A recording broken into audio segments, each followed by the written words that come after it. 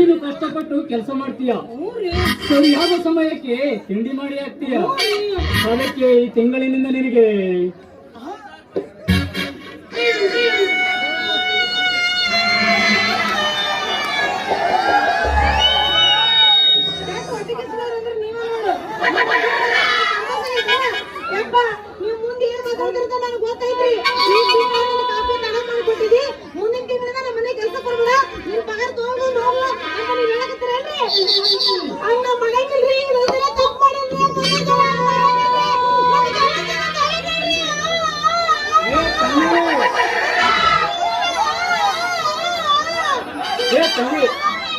ನಿನ್ನನ್ನು ಕೆಲಸದಿಂದ ತೆಗೆಯುತ್ತಿಲ್ಲ, ಸಂಬಳ ಹೆಚ್ಚಿಗೆ ಮಾಡುತ್ತಿರುವೆ.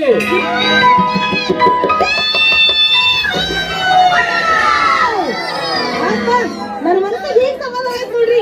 ನೀವೇನು ನನ್ನ ಕೆಲಸದಿಂದ ತೆಗೆದಿರೋ ಅಂತಂದು ಇದು ಡಬಡಿ ಬಾ ಅಂತಿತ್ತು. ನಾನು ಒರಿಜಿನಲ್ ಊಟ ನನ್ನ ತಂದೆ ಸಲುವಾಗಿ ನಿನ್ನನ್ನು 5,000 ಇದ್ದದ್ದು 7,000 ಮಾಡುತ್ತಿರುವೆ. 10,000 ಕೊಟ್ಬಿಡೋದು ಸುಂದು ಹಿಡ್ಕೋಬಿಟ್ಟ.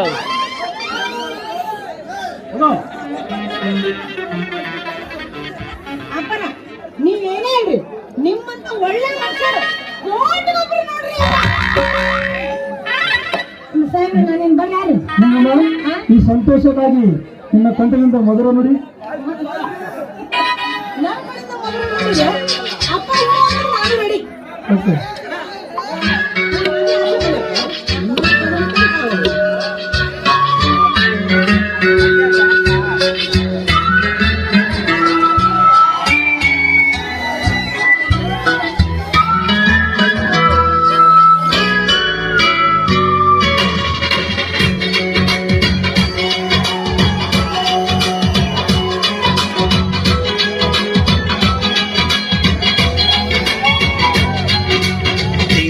ಬೆಳಕಿನ ಅಂಗಳದಲ್ಲಿ ಅರಳಿದ ಪ್ರೀತಿಯ ಸಂಸಾರ.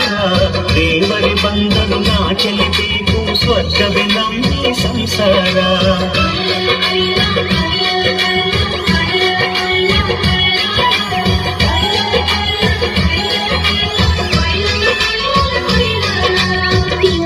ಬೆಳಕಿನ ಅಂಗಳದಲ್ಲಿ ಅರಳಿದ ಪ್ರೀತಿಯ ಸಂಚಾರ. ದೇವರೇ ಬಂದನು ನಾಚಲೇಬೇಕು,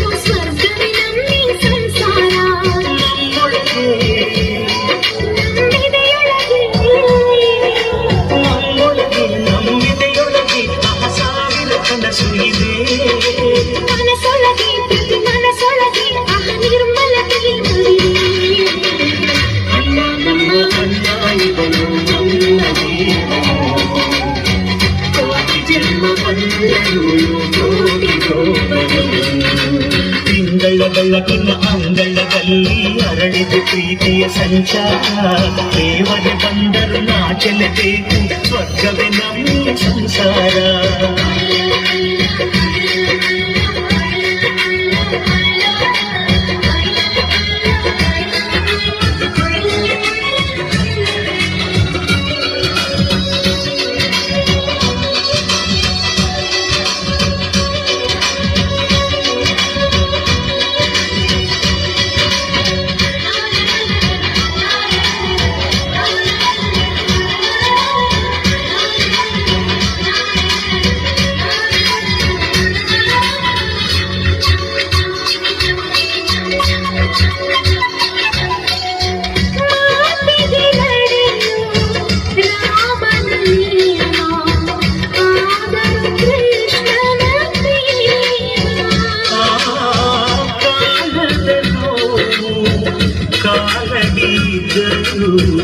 ಬುದ್ಧನ ಮನಸೋ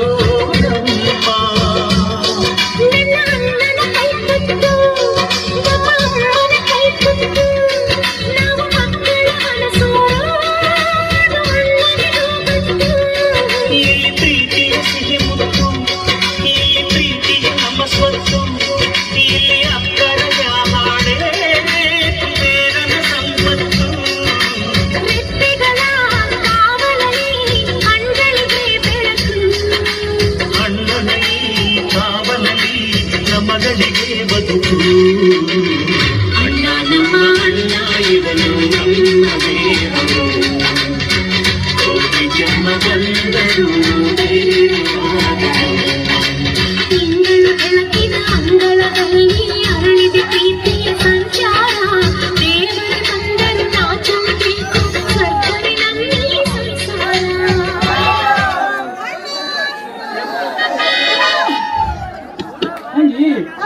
ಮನೆ ಕೆಲಸ ಎಲ್ಲ ಮುಗಿಬೇಕಲ್ಲ. ನಿಮ್ಮ ತಂದೆ ನಿನಗಾಗಿ ಕಾಯ್ತಾ ಇರ್ತಾನೆ, ಬೇಗ ಮನೆಗೆ ಹೋಗು. ಸರಿನಾ? ಎಲ್ಲ ಕೆಲಸ ಮಾಡಿದೀನಿ. ನಾಷ್ಟ ಬೇಕಂತಂದ್ರೆ ನೀವು ಉಪ್ಪಿಟ್ಟು ಮಾಡಿದ್ದೀನಿ, ಅದು ಬೇಡ ಅಂದ್ರೆ ಚಿತ್ರಾನ್ನ ಮಾಡಿಟ್ಟಿದ್ದೀನಿ, ಅದು ಬೇಡ ಅಂದ್ರೆ ಮಸಾಲೆ ದೋಸೆ ಮಾಡಿಟ್ಟಿದ್ದೀನಿ. ಹೋಗು, ನಿಮ್ಮ ತಂದೆ ಕಾಯ್ತಾ ಇರ್ತಾನೆ. ಅದನ್ನೇ ನೀವು ತಿನ್ಕೊಳ್ಳಿ. ಸರಿ, ನಾನು ಬರಲ್ಲ? ಸರಿ, ಹೋಗಿ ಬಾ. ಅಣ್ಣ, ನಿಮ್ದು ಈ ಕಡೆ ರೂಮ್ನಾಗ ಇಟ್ಟಿದ್ದೀನಿ. ಸಾಯ್ಬ್ರ, ನಿಮ್ದು ಈ ಕಡೆ ರೂಮ್ನಾಗ ಇಟ್ಟಿದ್ದೀನಿ. ನೀವ್ ನಗತಮ್ಮ ಹೋಗುದಿಲ್ಲ, ನೀವ್ ನಗಾದ್ರೆ ನೋಡಿಲ್ಲ ನಾನು. ಎಲ್ಲಿ ನಗು?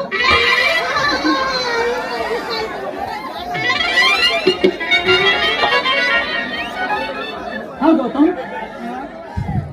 ಈ 50,000 ತಗೊಂಡು ಸುಮಾತಿನವಳ ವಿಳಾಸಕ್ಕೆ ಹೋಗಿ ಮನೆ ಆರ್ಡರ್ ಮಾಡಿ ಬಾ.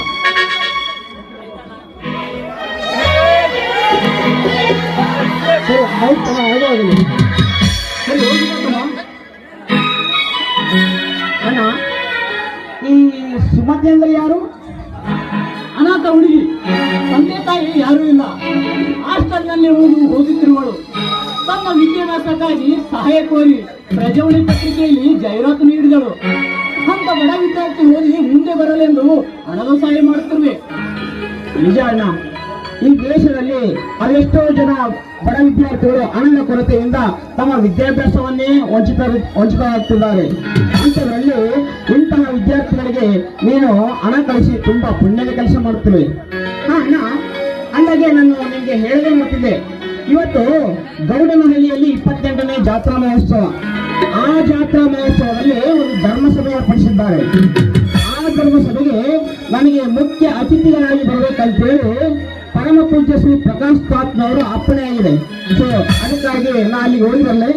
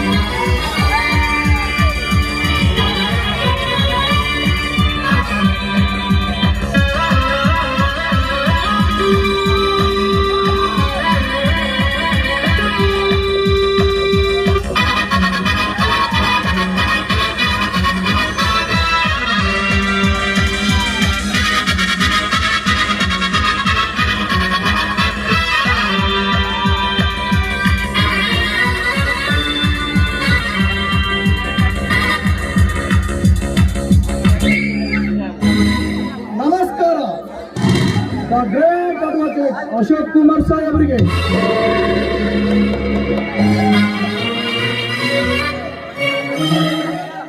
ನಮಸ್ಕಾರ ಬರಬೇಕು. ಜಾಗೀರ್ದಾರ್ ಶನೇಶ್ವರ್ ಅವರು ನಮ್ಮ ಮನೆಗೆ ಬರುತ್ತಿರುವುದು ತುಂಬಾ ಅಪರೂಪ. ಏನೂ ಇಲ್ಲ, ಮೊನ್ನೆ ದಿನ ಅಂದ್ರೆ ರವಿವಾರ ನನ್ನ ಕಡುವೈರಿಯಾದ ವಕೀಲ ರಾಮದಾಸನನ್ನು ಕೊಂದು ಹಾಕಿಬಿಟ್ಟೆ. ಅದೆಷ್ಟೋ ಬಾರಿ ನನ್ನ ತಂಟೆ ಬರಬೇಡ ಅಂತ ತಾಕೀತು ಮಾಡಿದ್ದೆ, ಆದರೂ ಅವನು ಕೇಳಲಿಲ್ಲ. ನಾನೇನು ಮಾಡಲಿ, ನನಗೂ ಅವನನ್ನು ಸಾಯಿಸಲೇಬೇಕಾಗಿದೆ. ಹೇಳಿ ಅಶೋಕ್ ಕುಮಾರ್ ಸಾಹೇಬ್ರೆ, ತುಂಬಾ ಚೆನ್ನಾಗಿದೆ. ಹೊಲಕ್ಕೆ ಹಣ ಎಷ್ಟೇ ಖರ್ಚಾದರೂ ಪರವಾಗಿಲ್ಲ, ಒಟ್ಟಿನಲ್ಲಿ ನಾನು ಜೈಲಿಗೆ ಹೋಗದಂತೆ ಮಾಡಿಕೊಟ್ಟರೆ ಸಾಕು. ಇದಕ್ಕೆ ಅಡ್ವಾನ್ಸ್ ಅಂತ ಈ 4 ಲಕ್ಷ ರೂಪಾಯಿ ತೆಗೆದುಕೊಂಡು ಸಾಲ ಬಿದ್ದರೆ ಇನ್ನೂ ಕೊಡು ನಾನು.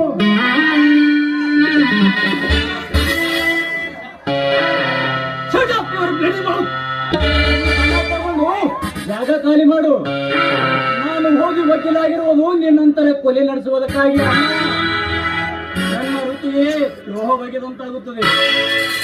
ನನ್ನ ಹೋರಾಟವೇನಿದ್ದರೂ ಅನ್ಯಾಯದ ವಿರುದ್ಧವಾಗಿ, ಬಡವರ ಪರವಾಗಿ. ನಿಮ್ಮಂತ ಕೊಲೆಗಡಕರಿಗೆ ಅಲ್ಲ, ತನ್ನ ದಾರಿಗೆ ತೂಕವಿಲ್ಲದೆ ಹೊರಟು ಹೋಗು. ಅಂದ್ರೆ ಈಗ ನೀನು ನನ್ನ ಕೇಸನ್ನು ತೆಗೆದುಕೊಳ್ಳ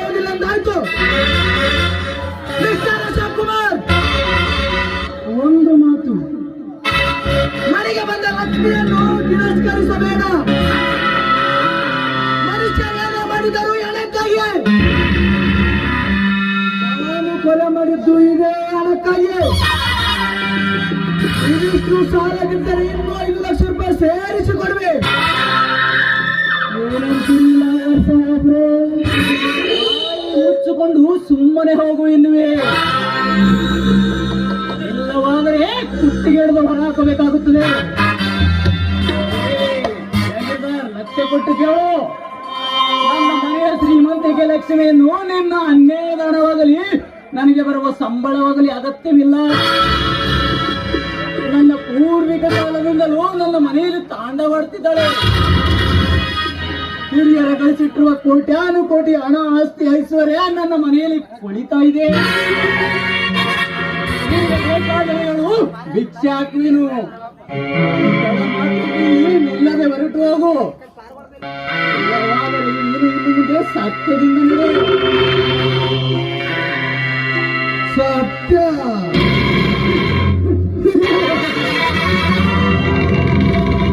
ನ್ಯಾಯ ನೀತಿ ಅಂತ ಸತ್ಯ ಹರಿಚಂದ್ರ ಸುಡುಗಾಡು ಕಾಯ್ದ.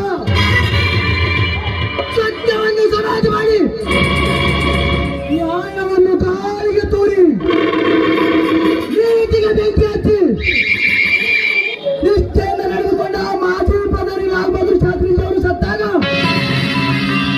ಅವರ ಶವ ಸಂಸ್ಕಾರಕ್ಕೂ ನಾವಿರಲಿಲ್ಲ. ಆಗ ಇದೇ ಜನರು ಚಂದ ಎತ್ತಿಯವರ ಸೇವ ಸಹಕಾರ ನೆರವೇರಿಸಿದರು. ದೇಶ ಧರ್ಮ ಅಂತ ಕುಳಿತರೆ ಹುಚ್ಚಲಾಗಬೇಕಾಗುತ್ತದೆ. ಹಣ ಹೊಂದಿದ್ದರೆ ಸಾಕು, ಏನಾದರೂ ಸಾಧಿಸಬಹುದು ಈ ಜಗತ್ತಿನಲ್ಲಿ. ಹಣ ಇಲ್ಲದವರು ಸತ್ತ ಎಣಕ್ಕಿಂತಲೂ ಕಡೆ. ಜಯಗಿಲ್ಲೋರ್ ಪಾಪದ ಕೆಲಸ ಮಾಡಿದರೆ ದೇವರು ಮೆಚ್ಚಲಾರ.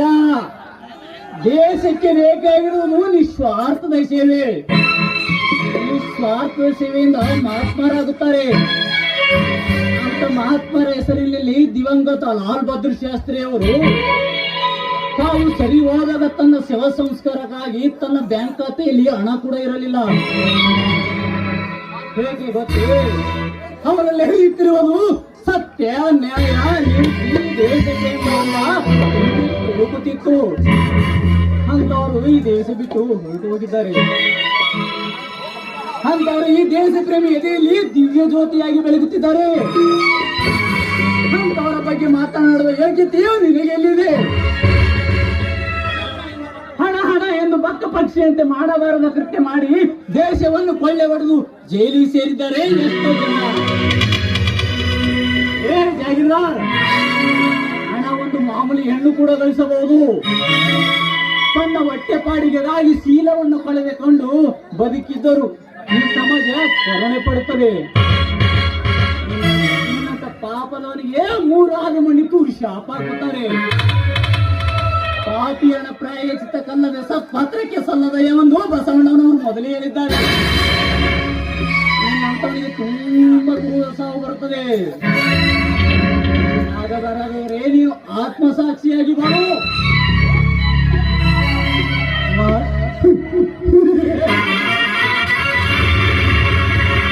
ಅಂಜಿಕೆ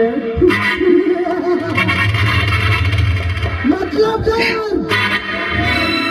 ಅದು ಈ ಶನೇಶ್ವರನಿಗೆ ನಾ ಬಂದೂಕೆ ಬಾಜರ್ से ना तलवार की धार से शनेश्वर डरता है. सिर्फ पार्वती से समझा ಇದರಲ್ಲಿ ನೋಡುವ ಶಿವಕುಮಾರ್ ಇವೆಲ್ಲ ವಾದ ವಿವಾದಗಳನ್ನು ಬಿಡು. ಕೊನೆಯದಾಗಿ ಕೇಳಿದೆ, ಈಗ ನೀನು ನನ್ನ ಕೇಸನ್ನು ತೆಗೆದುಕೊಂಡು ನಿನ್ನ ಖಜಾನೆ ಹೆಚ್ಚಿಸಿಕೊಂಡು ಬಾಳುವೆಯ? ಇಲ್ಲ, ನನ್ನಂತ ಧೈರ್ಯವಂತ ಅಕ್ಕನ್ನು ಹಾಕಿಕೊಂಡು ಏಡಿಯ ನಿಮ್ಮ ಹೆಣ್ಣು ಮಕ್ಕಳು. ನಾನಲ್ಲ, ನೀನು.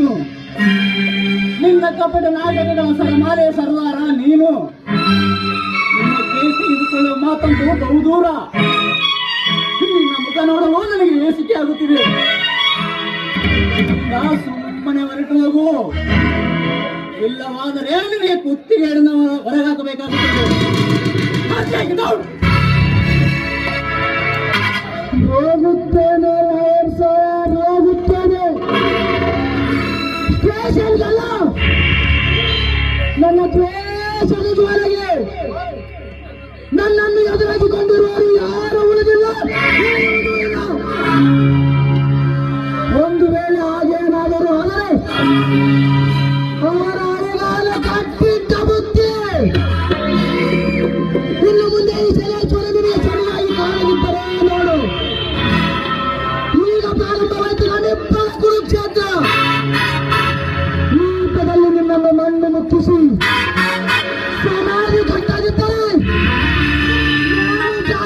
ಸಲೇಶ್ವರನೇ ಅಲ್ಲ. ಇನ್ನು ಮುಂದೆ ನನ್ನ ಹಠ ಬಿದ್ದಾರೋ ಘಟ ಬಿಡಲಾರೆ. ಇನ್ನು ಮುಂದೆ ನಿನಗೆ ಕಾದಿದೆಯ ಶೋಕ, ಘೋರಘೋರ ಕಷ್ಟ. ಬರ್ತೇನೆ.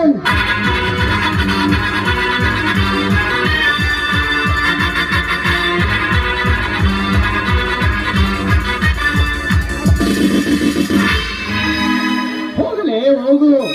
ನಿನ್ನ ದೊಡ್ಡ ಬೆದರಿಕೆ ಅಂಜುವ ಏಡಿಯು ನಾನಲ್ಲ.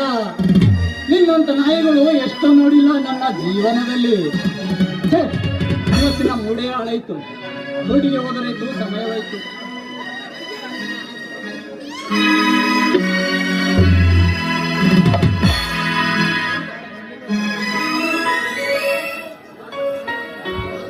ಗೌತಮ್, ಮನೆ ಹೇಳೋರು ಮಾಡಿ ಬಂದೇನಪ್ಪ? ಮಾಡಿರೋಣ. ಯಾಕಣ ನಿನ್ನ ಮುಖ ಬಾಡಿದಂತೆ ಕಾಣುತ್ತಿದೆ? ಏನಾದರೂ ಸಮಸ್ಯೆ ಐತೆ? ನಾನು ಹೊರಗಡೆ ಹೋಗುವಾಗ ನಿನ್ನ ಮುಖ ಹೂವಾಗಿ ಅರಳಿತು. ಈಗ ನೋಡಿದರೆ ಹೇಗಿಲ್ಲಪ್ಪ ಗೌತಮ್, ಕೋರ್ಟ್ ಕೆಲಸ ಅಂದ ಮೇಲೆ ಸಮಸ್ಯೆಗಳು ಸ್ವಾಭಾವಿಕ. ಅಂದಾಗೆ ನನಗೆ ಸಮಯ ಹೋಯ್ತು, ನಾನು ಬರುತ್ತೇನೆ. ಸರಿನಾ, ಹೋಗಿ ಬನ್ನಿ. ದೇವರೇ, ನಮ್ಮ ಅಣ್ಣನೇ ನಮಗೆ ಭಗವಂತನ ಸ್ವರೂಪ. ಇಂಥ ಪುಣ್ಯ ಪುರುಷನ ಮುಖದಲ್ಲಿ ನಗು ಎಂದಿಗೂ ಬಾರದಿರಲಿ. ದೇವರಂತ ನನ್ನಣ್ಣನ ಬಾಳಲಿ, ದೇವತೆಯಂತ ಅತ್ತಿಗೆ ಬರಲಿ. ಅವರ ಪ್ರೀತಿ ಮಮತೆ ಮರಿಯಲ್ಲಿ ನಾವು ಮಕ್ಕಳಾಗಿ ನಡೆಯುವ ಭಾಗ್ಯ ಅದಕ್ಕೆ ಬೇಗ ನಮ್ಮದಾಗಲಿ.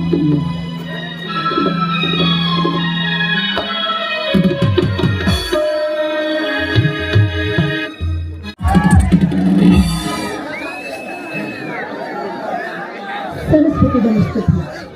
ವರದಿ ಕಾಮರೂಪಿಣಿ ತಂದೆ ಶ್ರೀ ಗುರು ಪರಮಾನಂದ. ನಾನಿದ್ರು ನೀನು ನಂಬಿದ್ದೀನಿ.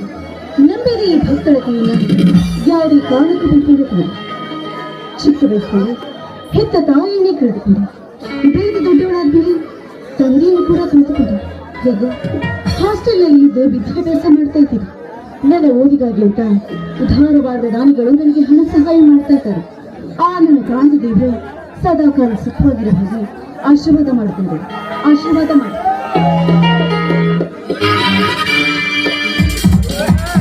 Post madam, post. ಭಾರತ, ನಾನು ಕೂಡ ನಿಮ್ಮನ್ನು ಈಗ ತಾನೇ ನಿಂತ್ಕೊಳ್ತಾ ಇದ್ದೀನಿ. ಅಷ್ಟರಲ್ಲಿ ನೀನೇ ಬಂದು ಅಸಲಿ ಮಾತ್ರ ಅಲ್ಲಿ ನೀವು ಇರಲಿಲ್ಲ. ನೀವು ನೀತಿ ಅನುಭವಿಸಬೇಕು. ಇಲ್ಲಿಗೆ ಬಂದೆ. ಮೇಡಮ್, ನಾನು ಸೈನ್ ಹಾಕು.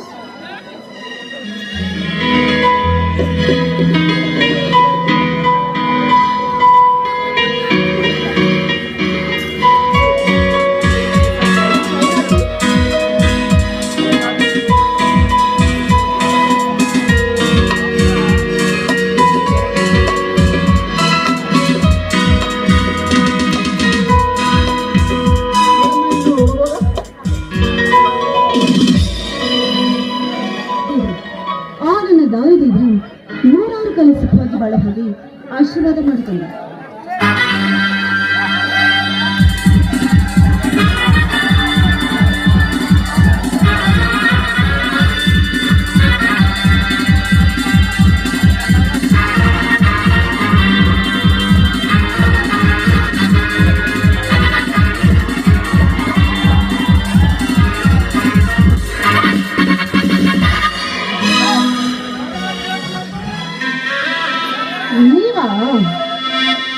ನಾನು ನಿನ್ನ ರಾಜ, ಪ್ರಣಯ ರಾಜ. ಏನೇ ನನ್ನ ರಾಣಿ? ನೀವಾ? ನನಗೆಷ್ಟು ಭಯವಾಗಿತ್ತು ಗೊತ್ತಾ? ನಾನು ಬೇರೆ ಯಾರಿಗೂ ಮಾಡಿದ್ದೆ. ಬೇರೆ ಯಾರಾದ್ರೂ ಆಗಿದ್ರೆ ಇಷ್ಟೊತ್ತಿಗೆ ಕಪಾಳ ಮೋಕ್ಷ ಮಾಡ್ತಾ ಇದ್ದೆ. ನನ್ನ ಬಿಟ್ಟೆ ನಿನ್ನನ್ನು ಮುಟ್ಟುವ ಧೈರ್ಯ ಯಾರಿಗಿದೆ ಚಿನ್ನ?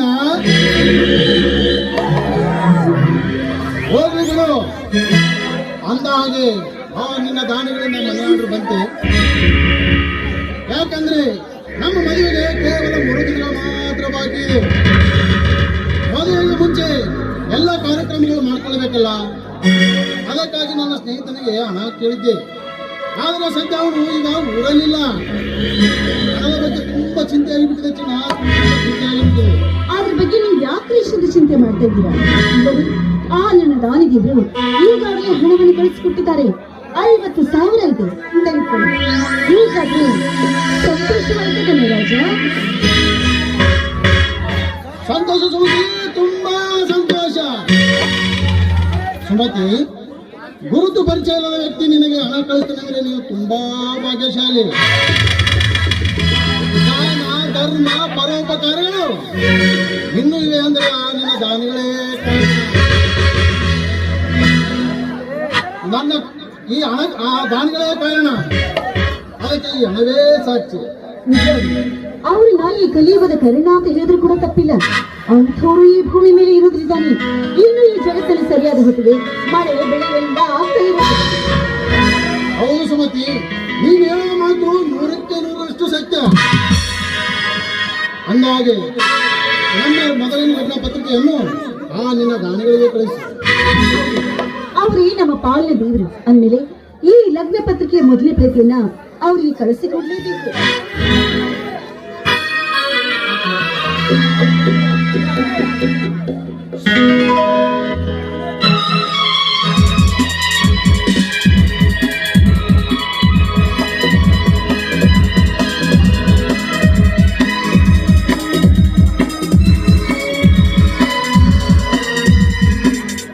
ಅಶೋಕ್ ಕುಮಾರ್ ಲಾಯರ್, ಅಂಚೆ ಕಚೇರಿ, ಧಾರವಾಡ.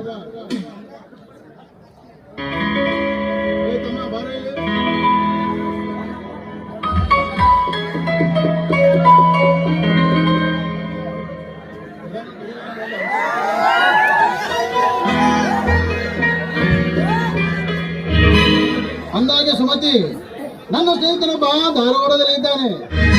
ಅವನೀಗ ಅಲ್ಲೇ ವಾಸಿಸುತ್ತಿದ್ದಾನೆ. ನಮ್ಮ ಚಿಂತೆಗಳೆಲ್ಲ ದೂರವಾದವು. ಇದೇ ಸಮಯದಲ್ಲಿ ಒಂದು ಪ್ರಣಯದ ಗೀತೆ.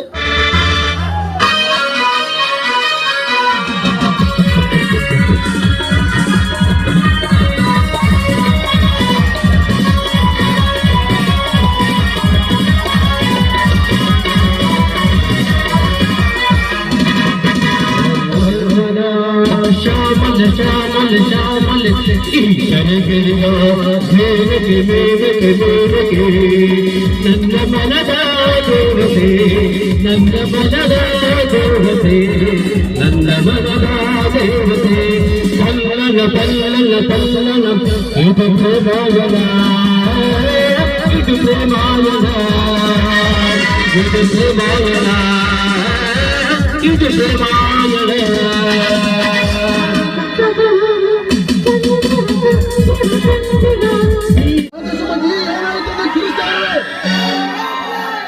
ನಾನು ನಿನ್ನ ಕೈ ಹಿಡಿದಿದ್ದು ತಪ್ಪೇ? ಕೈ ಹಿಡಿದು ತಪ್ಪಲ್ಲ, ಕೈ ಹಿಡಿದು ನಡೆಯುವುದು ತಪ್ಪು. ನನ್ನನ್ನು ಅದೆಲ್ಲಿಗೂ ಕರೆದುಕೊಂಡು ಹೋಗುವ ಸಂಚು ಬೇರೆ ಮಾಡ್ತಾ ಇದೀಯಾ? ಏನಿದ್ರ ಅರ್ಥ? ಓಹೋ, ಈಗ ಸಮಾಚಾರ. ಈ ನಿನ್ನ ಮೈ ಮಾಟ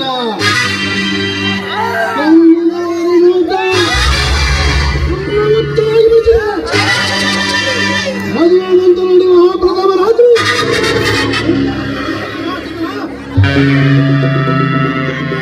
ಬಾಯಿ ಮುಚ್ಚೋ ಮುಟ್ಟಾಳ.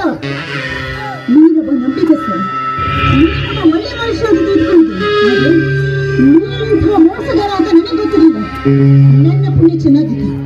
ಮದುವೆಗೆ ಮುಂಚೆ ನೀರಿನ ಬಣ್ಣ ಬಯಲಾಯ್ತು. ಸಾಕು ನಿನ್ನ ಸಾಹಸ.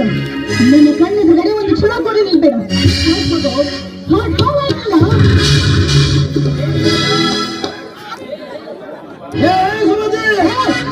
ಮುಚ್ಚ ಬಾಯ. ನೀರಿನ ಹೊಲಸು ಬಾಯಿಂದ ನನ್ನ ಹೆಸರನ್ನು ಉಚ್ಚರಿಸಬೇಡ. ಅನಾಥರಿಗೆ ತಾಳೆ ಭಾಗ್ಯವನ್ನು ನೀಡುವಂತ ನಿನ್ನ ನಾನೊಬ್ಬ ಸಜ್ಜನ ಅಂತ ತಿಳ್ಕೊಂಡಿದ್ದೆ. ನೀನಿಂಥ ದುರ್ಜನ ಅಂತ ನನಗೆ ಅರ್ಥವಾಯ್ತು. ಪ್ರೀತಿ ಪ್ರೇಮ ಇದೆ, ಅದರ ಅರ್ಥವಾದ ನಿಮಗೆ ಗೊತ್ತಿದೆಯೋ? ಹೆಣ್ಣಿನ ಜೊತೆ ಪ್ರೀತಿಯನ್ನು ಅರ್ಥವನ್ನಾಡಿ ಅವಳ ದೇಹ ಸುಖವನ್ನು ಕಳಿಸಿ ಅವಳಲ್ಲಿರುವ ಹಣವನ್ನು ದೋಚಿಕೊಂಡು ಹೋಗುವಂತಹ ಧನಪಿಶಾಚಿ ಸಾಕು ಸಾಕು ನನ್ನ ಸಹವಾಸ. ನನ್ನ ಕಣ್ಣೆದುರು ಒಂದು ಕ್ಷಣ ಕೂಡ ನಿಂತು ಸುಮ್ಮನೆ ಹೊರಟು ಹೋಗೋ ಇಲ್ಲಿಂದ.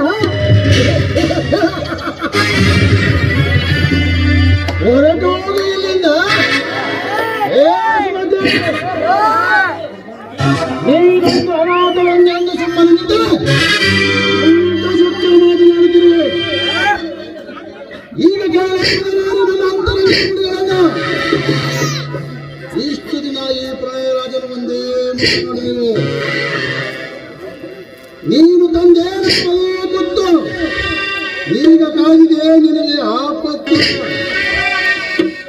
ನೋಡಿ ಬಿಡು ಈ ಪ್ರಾಯರಾಜನ ಕರಾವತ್ತು.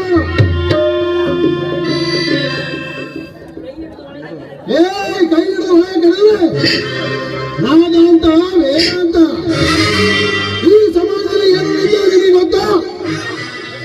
ಮನೆಗಿಂತ ಮುಂಚೆ ಗರ್ಭಿಣಿಯಾಗಿ ತಾಳಿ ಕಟ್ಟಿಸಿಕೊಂಡಿರಲಿಲ್ಲ ಈ ಸಮಾಜದಲ್ಲಿ. ಎಂಗೇಜ್ಮೆಂಟ್ ಆದ ತಕ್ಷಣ ಹುಡುಗ ಹುಡುಗಿ ರೆಸ್ಟೋ ಬಾರಂದು ತಿರುಗಿ ತಮ್ಮ ಸುಖ ಚಟಗಳನ್ನು ತೀರಿಸಿಕೊಂಡು ಮದುವೆಯಾದಷ್ಟಿಲ್ಲ ಈ ಸಮಾಜದಲ್ಲಿ. ಸುಮತಿ, ನೀನೇನಾದರೂ ನನ್ನನ್ನು ತಿರಸ್ಕರಿಸಿದರೆ ಪರಿಣಾಮ ನೆಟ್ಟಗಿರೋದಿಲ್ಲ. ಏನೋ ಮಾಡ್ತೀಯ? ನಿನ್ನಿಂದ ನನ್ನ ನೇಣು ಮಾಡಲು ಸಾಧ್ಯವಿಲ್ಲ. ನೀನು ಏನಂತ ಹೇಳಿದೆ? ಮದುವೆಗಿಂತ ಮುಂಚೆ ಗರ್ಭ ಧರಿಸುವುದು, ಗರ್ಭಿಣಿಯಾಗುವುದು. ಖಂಡ ಗಂಡಸೆ, ಒಂದು ಹೆಣ್ಣು ಹಾಸಿಗೆ ಬರಬೇಕಾದ್ರೆ ಕಾರಣ ಯಾರು? ನಿಮ್ಮಂತ ನೀಚ ಗಂಡಸರು ಹೆಣ್ಣಿನ ಜೋಡಿ ಪ್ರೀತಿ ನಾಟಕ ಮಾಡಿ ಅವಳ ದೇಹ ಹಸಿವನ್ನು ಅನುಭವಿಸಿ ಸಿಪ್ಪಿತರ ಬೀದಿಗಿಸುವಂತಹ ತಾಯಿಗಂಡರು ನೀವು. ತಾಯಿಗಂಡ ಏನಂದ ನೀನು? ತಾಯಿಗಂಡ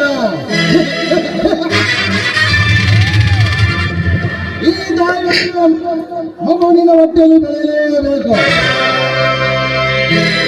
ಶೀಲ ಕಳೆದುಕೊಂಡು ನೀನು ಬೀದಿಯಲ್ಲಿ ಬೀಗದಾಯ್ತಲ್ಲ ಅಳೆಯಲೇಬೇಕು.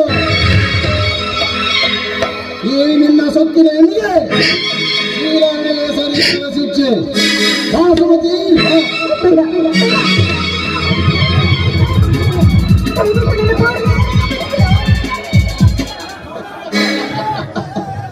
ಏಕಚಿನ್ನ ಶೀಲ ಹೇಳಿದ ತಕ್ಷಣ ನಿನಗೆ ಭಯವಾಯಿತೆ?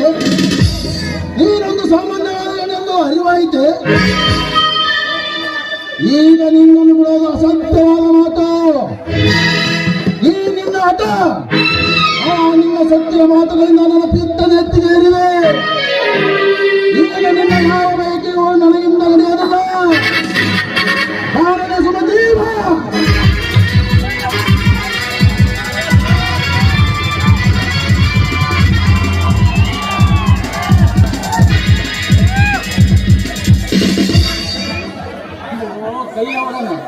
ನಾಚಿಕೆಯಾಗಲಿಲ್ಲವೇ? ಒಬ್ಬ ಅಬಲ ಹೆಣ್ಣಿನ ಮೇಲೆ ಅತ್ಯಾಚಾರ ಮಾಡಲು ಹೊರಟಿರುವೆಯಲ್ಲ, ನೀನೆಂತ ಗಂಡು? ನಿನಗೆ ಅಕ್ಕ ತಂಗಿಯರು ಯಾರು ಇಲ್ಲವೇ? ಹೊರಟು ಹೋಗು ಇಲ್ಲಿಂದ. ಹೋಗದಿದ್ದರೆ ಮಗನೇ ಪೊಲೀಸರಿಗೆ ತುಟಿಯಾಗುವೆ. ಹೊರಟು ಹೋಗು. ಸುಮತಿ, ಇಂದು ನೀನು ಬಚಾವಾಗಿರಬಹುದು. ಆದರೆ ಮುಂದೊಂದು ದಿನ ನಿನ್ನ ಕೊಟ್ಟಿದ ಹಣ್ಣನ್ನು ತಿನ್ನದೆ ಹೋದರೆ ಮೇರ ನಾಮ ಪ್ರಣಯವಾಗುತ್ತದೆ.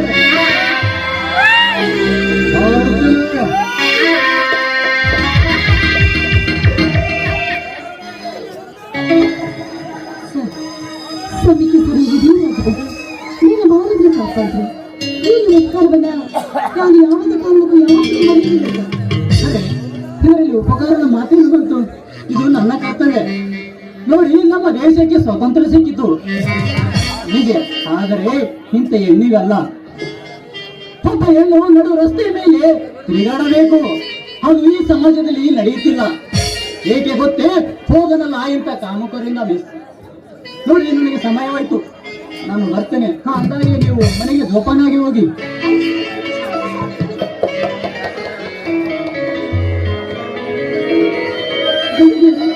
ಇದೇನಿದು? ಇವ್ರು ಹಾಗೆ ಹೊರಟೋದ್ರಲ್ಲ, ಇವರ ಹೆಸರಲ್ಲಿ ಕೂಡ ಇದ್ದಿಲ್ಲ. ಇಂಥ ಪಂಡಿತ ದೇವರಾಗಿ ಬಂದು ಇವತ್ತು ನನ್ನ ಮಾನವರ ಕಾಪಾಡ. ಇವರು ಬರ್ದೇ ಹೋಗಿದ್ರೆ ಇವತ್ತು ನನ್ನ ಸ್ಥಿತಿ ಏನು